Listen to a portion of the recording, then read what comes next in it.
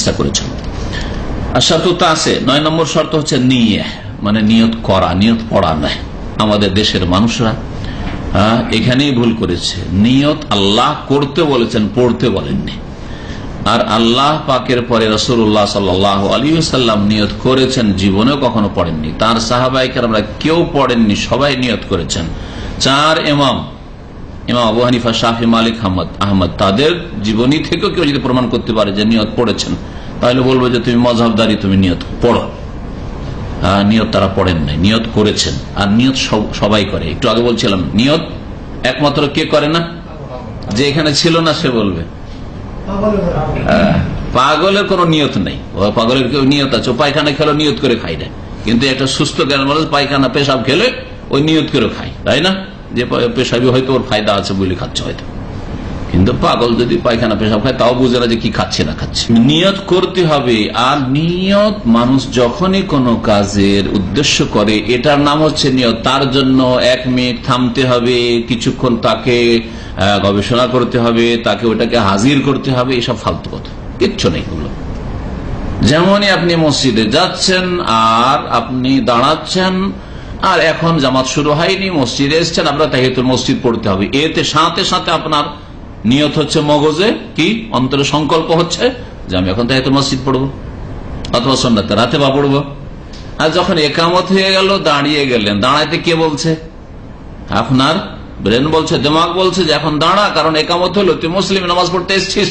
এই যে দাঁড়াইলেন, তার মানে এই নিয়ত হচ্ছে। এমনিতে নিয়ত হচ্ছে, আলাদা করে দাঁড়াইতে হবে। কিছু লোককে দেখবেন মুখে যদি উচ্চারণ করে, নিয়ত নাও করে, তারপরেও দাঁড়িয়ে সাথে সাথে ওইদিকে যাচ্ছে, ওর হয়তো রাকাত যাবে, ও সূরা ফাতিহা পড়তে পারবে না, বা রুকুও যাবে, রুকুতে চলে গেছে, রুকু পেলে রাকাত হয়ে যাবে, ওটাও না, তারপরে দাঁড়িয়ে। দেখেছেন এরকম? খেয়াল করে দেখুন, 10, 20, 30 সেকেন্ড ও সেটাকে হাজির করছে, নিয়তটাকে হাজির করছে, যে এখানে হাজির করি যে আমি কি করছি।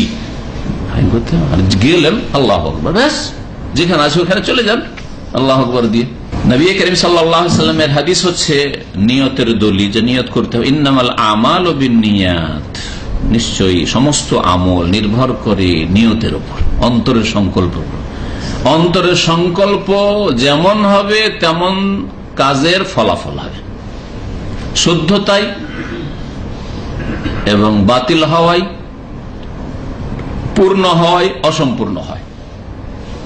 আর আপনার নিয়ত যদি সহি থাকে তাহলে আমল সহি হবে। নিয়ত যদি বাতিল থাকে, খারাপ থাকে, তাহলে আমল খারাপ হবে। নিয়ত যদি পূর্ণ থাকে, তো পূর্ণ নিয়ত একবারে খালেস নিয়ত, তাহলে আমলও খালেস হবে, একবারে নিখুঁত নির্ভেজাল হবে। যদি আপনার নিয়তে ঘাটতি থাকে, তো আমলেও ঘাটতি হবে। কি বলছেন? কথাগুলি বুঝছেন? প্রত্যেকটার একটা করে উদাহরণ দেওয়া যেতে পারে, একটা করে বহু উদাহরণ আপনার জীবনে আছে। আপনি এখানে এসছেন, কি নিয়তে এসছেন বলেন? দিন শিখার জন্য, তাই না? দর্শক এসে দিন শিখবো, ইসলামিক সেন্টার রাখায় দিন শিখার জন্য এসছেন। নিয়ত করেছেন না করেন নাই?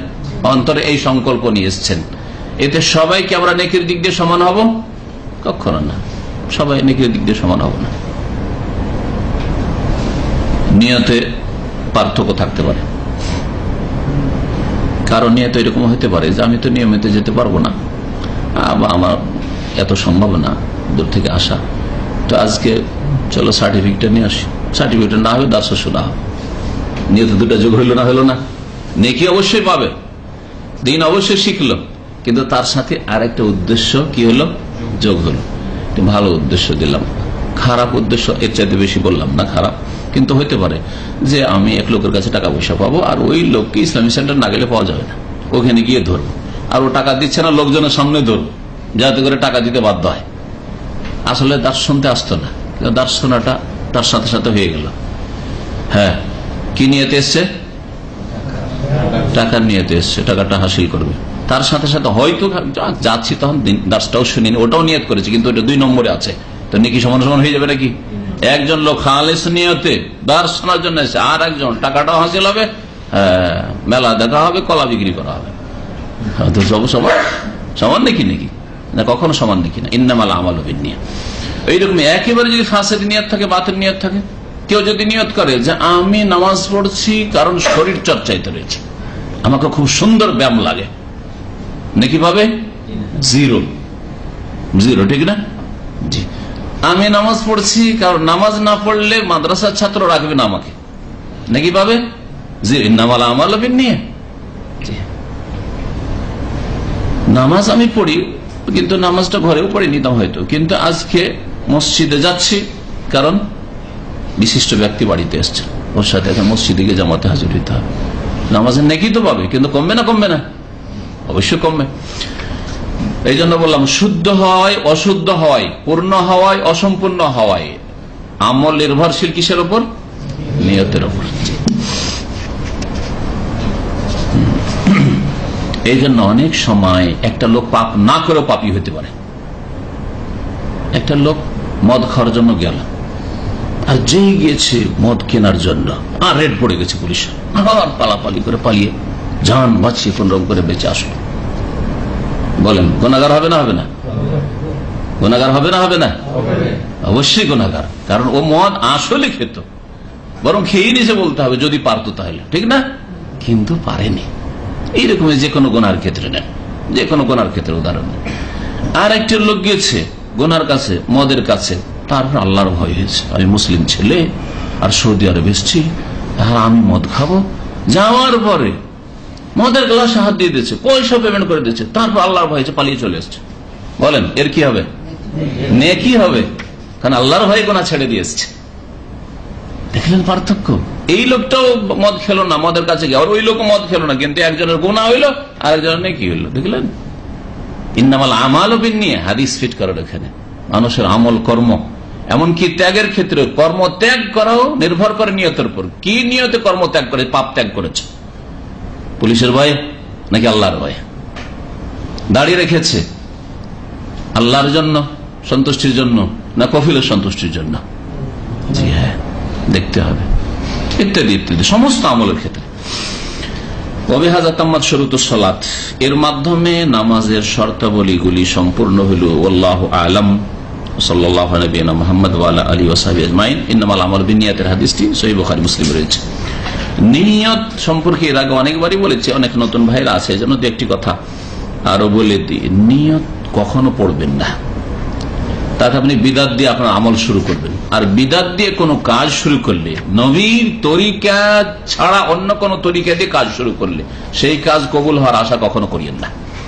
নবী করিম সাল্লাল্লাহু আলাইহি ওয়াসাল্লাম প্রসিদ্ধ হাদিস, মান আমিলা আমালান লাইসা আলাইহি আমরুনা ফাহুয়া রাদ্দুন। যে ব্যক্তি এমন কোন আমল করবে, কাজ করলে, নামাজটা পড়লেন, কিন্তু লাইসা আলাইহি আমরুনা, আমার নির্দেশ অনুযায়ী হলো না, আমার তরিকা অনুযায়ী হলো না, তাহলে সেটা কি? সেটা হচ্ছে মারদুদ, রিজেক্টেড, প্রত্যাখ্যাত, ছুড়ে ফেলে দেওয়া হবে আপনার মুখে। কবুল করবেন আল্লাহ পাক রব্বুল আলামিন। কারণ নবীকে আপনি শুধু মুখে মন্ত্রে রাসূলুল্লাহ বললেন, কালিমা পড়লেন, আর কাজে কর্মে কোথায় আপনার নবীর তরিকা? নবীর তরিকা মধ্যে অন্য তরিকায় আপনি নামাজ পড়ছেন, কি করে কবুল হবে? তারপরে যাতে করে আপনার মনে আরেকটু বিশ্বাস হয় যে এটার নামে নিয়ত। শুধু নামাজের ক্ষেত্রে নামাইতো পড়েন, কালিমা পড়ার সময় কেন পড়েন না?